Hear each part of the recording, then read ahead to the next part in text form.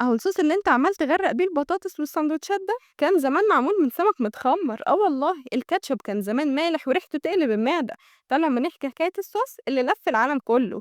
الكاتشب اللي نعرفه دلوقتي ما لوش أي علاقة ببدايته، أصله كان بيرجع لجنوب شرق آسيا، ولو عايز تعرف فين بالضبط في الصين، وكان اسمه ساعتها كيتسياب، وده كان صوص مالح معمول من سمك ومحار متخمّر، وكانوا بياكلوه يعني مع الرز كده والnoodles.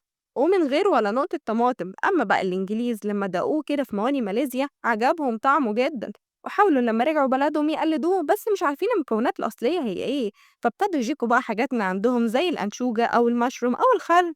لحد بداية القرن التسعتاشر ابتدت وصفات الطماطم تظهر في الكاتشب، وبالظبط كان في أمريكا بس كان لسه طعمه لاذع وحادق قوي.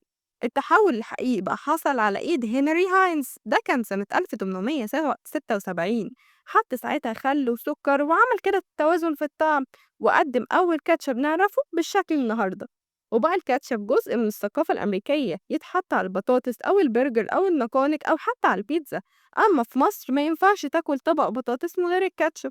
يعني صوص كان معمول من سمك متخمر اتحول لحاجة كل بيت بيحبها، ودي كانت حكاية الكاتشب في الأكل هما فيها. يعني كانت سفرية من غير كتالوج وراها كاتشب من غير طماطم. ولو عرفت الحكاية يبقى ناقص تعمل لايك وسبسكرايب.